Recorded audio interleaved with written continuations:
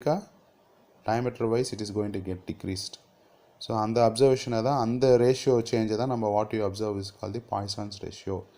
So in the Young's modulus, rigidity modulus, bulk modulus, Poisson's ratio இங்க எல்லாமே material உடைய property. இது already நான் சொன்னா it is nothing but the blood group of material. It cannot be changed. Maybe due to the material science la படிச்ச மாதிரி maybe during some material processing it may change slightly. ஆனால் வந்து பார்த்தோன்னா it is generally a property of the material. You know what is a property of material, very important.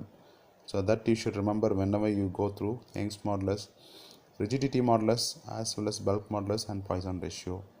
So very important on a term. Next வந்து பார்த்தீங்கன்னா strength of material உடைய main heart of the strength of material is nothing but the stress on the inclined or oblique plane. நம்ம சொல்கிறோம் nothing but the principal stress. 100% உங்களுக்கு கேட்டில் இந்த question இல்லாத ஒரு கொஸ்டின் பேப்பர் இருக்காது. So you should know it. So first of all I want to explain you what is the basic reason behind it. So அது போகிறதுக்கு முன்னாடி ஒரு மெட்டீரியல் நம்ம பார்க்குறோம்.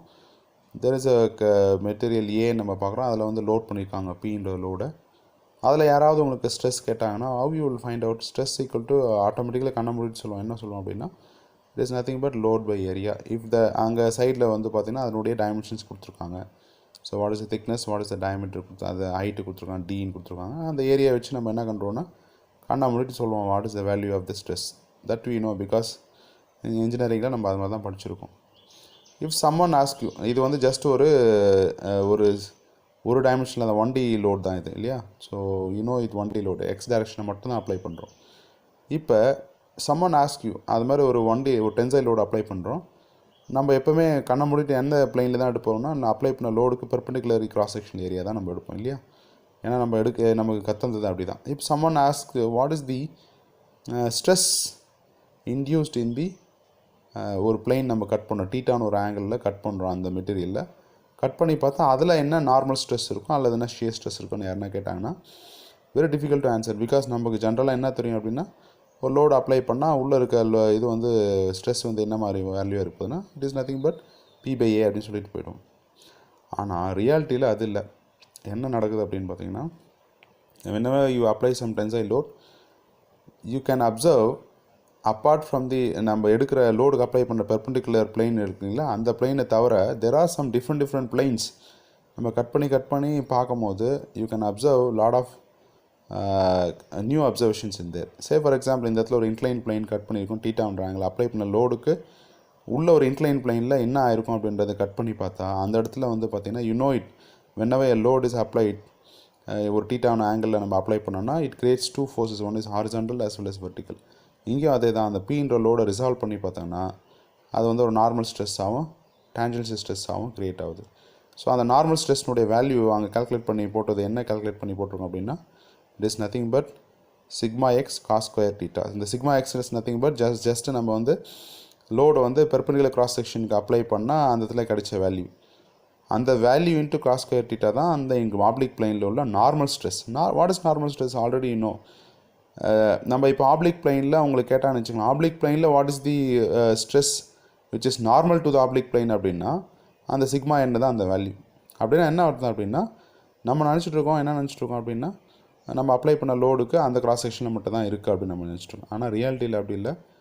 ஒவ்வொரு பிளைன்லையுமே there is a stress induced whenever you apply. Just ஒரு tensile load apply பண்ணாவே என்ன மாதிரி மாற்றங்கள் நடக்கப்படுது பாருங்கள். ஜஸ்ட் ஒரு ஆங்கிள் டீட்டா எடுத்து பார்த்தோம் அப்படின்னா அந்த there is a normal stress call sigma X cos square theta. அந்த சிக்மா எக்ஸ் அப்படின்றது என்ன அப்படின்னு பார்த்தீங்கன்னா நம்ம வந்து ஒரு பிளைனில் ஒரு பெர்பெண்டிகுலர் அப்ளை லோடுக்கு பெர்பெண்டிகுலர் பிளைனில் எடுத்து அந்த வேல்யூன்ட்டு காஸ் ஸ்கொயர் தீட்டா அந்த ஒவ்வொரு டீட்டாலையும் நம்ம வேல்யூ போட்டோன்னா ஒவ்வொரு நார்மல் ஸ்ட்ரெஸ் கிடைக்கும். அதேமாதிரி ஷியர் ஸ்ட்ரெஸ் அந்த பிளைன் பார்த்தோம் அப்படின்னா sigma X by 2 into sine two தீட்டான்னு கிடைக்குது. ஸோ அப்படின்னா என்ன அர்த்தம் அப்படின்னா நம்ம ஜென்ரலாக நம்ம ஒரு டென்சைல் லோடு அப்ளை பண்ணி கிராஸ் செக்ஷனில் எடுக்கும்போது அந்த இடத்துல நம்ம ஷியரை வந்து கன்சிடரே பண்ண மாட்டோம். ஷியரை பற்றி நம்ம திங்கே பண்ணுறதில்ல இன்ஃபேக்ட். ஆனால் ஒரு ஆப்ளிக் பிளைனில் நம்ம போகும்போது வாட் இஸ் அப்சர்வேஷன் அப்படின்னு பார்த்தீங்கன்னா ஆப்ளிக் பிளைனில் என்ன நடக்குது அப்படின்னா there are two stresses induced. One is called the normal stress, one is called the shear stress. shear stressக்கு அதர் நேம் தான் நம்ம என்ன சொல்கிறோம்னா tangential stressன்னு சொல்கிறோம். நார்மல் ஸ்ட்ரெஸ்க்கு வந்து சிக்மா என்னன்னு சொல்கிறோம். ஸோ ஆல்ரெடி ஸ்ட்ரெஸ்ஸுனாவே நமக்கு தெரியும். ஸ்ட்ரெஸ்ஸு நார்மல் ஸ்ட்ரெஸ்னாவே என்ன சொல்லுவோம் அப்படின்னா, அந்த பிளெயினுக்கு பர்பெண்டிகுலராக அப்ளை கிரியேட் ஆன இன்டியூஸ் ஆன ஸ்ட்ரெஸ்ஸு தான், அல்லது பிளெயினுக்கு பர்பெண்டிகுலரான அந்த லோட்னுடைய டிஸ்ட்ரிபியூஷன். ஸோ அதுதான் நம்ம பார்க்குறோம். ஸோ இந்த இடத்துல நம்ம என்ன அப்சர்வ் பண்ணோம், கீழே கிவன் அ வேர்ட் ஸ்ட்ரெஸ் ப்ராக்கெட்டில் சிக்மா என் கமா டவுன்னு சொல்லி it is a function of cross section or plane or theta. அப்படின்னா என்ன அர்த்தம்னா, நம்ம எடுக்கிற பிளெயினை பொறுத்து தான் அந்த சிக்மா என்னும் டவுனுடைய வேல்யூ மாறப்போகுது. Since we have taken cross section which is parallel to the surface, அந்த கட் பண்ணுற சர்ஃபேஸ்க்கு பேரலாக இருக்கிறதுக்கு அல்லது லோடுக்கு வந்து பர்பெண்டிகுலர் கிராஸ் செக்ஷன் எடுக்கும்போது நம்ம அந்த இடத்துல என்ன அப்சர்வ் பண்ணுறோன்னா, ஒன்லி அந்த இடத்துல இருக்கிறது வந்து பார்த்திங்கன்னா வாட் யூ அப்சர்வ் ஜென்ரலாக நமக்கு அதான் தெரியும். அந்த இடத்துல வந்து பார்த்திங்கன்னா one D load is applied, ஒரு மேக்ஸிமம் ஸ்ட்ரெஸ் மட்டும் தான் நமக்கு, அல்லது ஒரு நார்மல் ஸ்ட்ரெஸ் அல்லது ஒரு P/A லோட் பை ஏரியான்னு தான் நம்ம கண்டுபிடிச்சி போட்டிருப்போம். ஆனால் இங்கே என்ன அப்சர்வ் பண்ணுறோன்னா, தெர் ஆர் பிளெயின்ஸ் வேர் ரெண்டு லோடுமே க்ரியேட் ஆகுது. என்ன லோடு க்ரியேட் ஆகுது? நார்மல் லோடும் க்ரியேட் ஆகுது, ஷியர் லோடும் க்ரியேட் ஆகுது. So this is one of the important observation what the scientist have made in the strength of materials. So one and observations அப்படின்னு பார்த்தீங்கன்னா, இப்போ ஆல்ரெடி நம்ம மேத்தமெட்டிக்கலாக கண்டுபிடிச்சி வச்சுருக்கோம். அந்த ஆப்ளிக் பிளைனில் நார்மல் ஸ்ட்ரெஸ்னுடைய வேல்யூ என்ன அப்படின்னு பார்த்தீங்கன்னா sigma X cos square theta. So அதை தான் நம்ம என்ன சொல்கிறோம்னா normal stress in oblique plane நம்ம சொல்கிறோம்.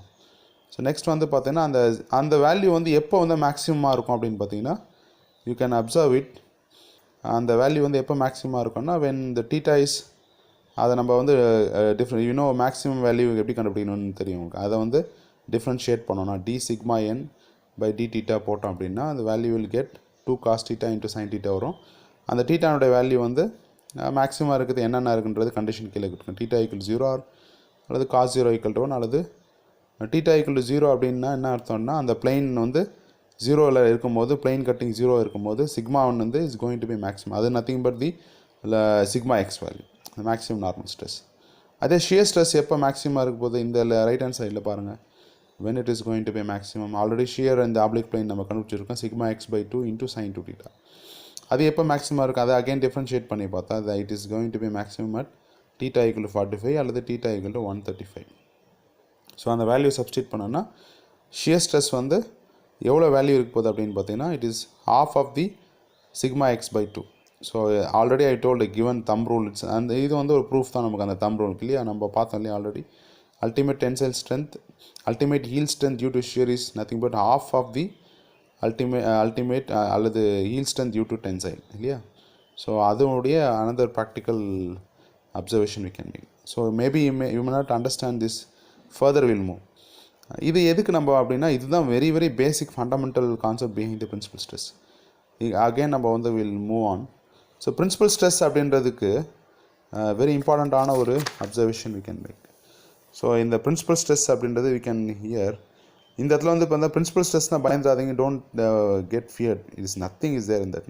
When I finish the class you will easily understand it. என்ன அப்படின்னு பார்த்தோன்னா இந்த இடத்துல ஒரு நல்ல ஒரு டீட்டெயில் எக்ஸ்ப்ளனேஷன் ஐ கிவன்.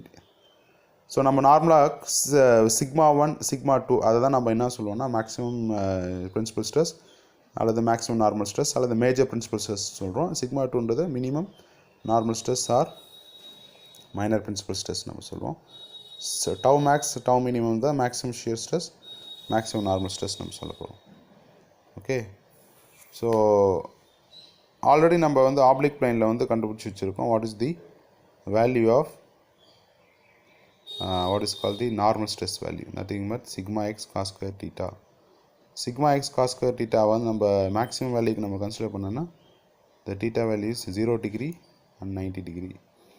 ஸோ 0 டிகிரிக்கு நாங்கள் போட்டோம் அப்படின்னு பார்த்தீங்கன்னா என்ன வேல்யூ கிடைக்குது அப்படின்னு பார்த்தீங்கன்னா சிக்மா என்னுடைய வேல்யூ என்ன கிடைக்குது அப்படின்னா இட் இஸ்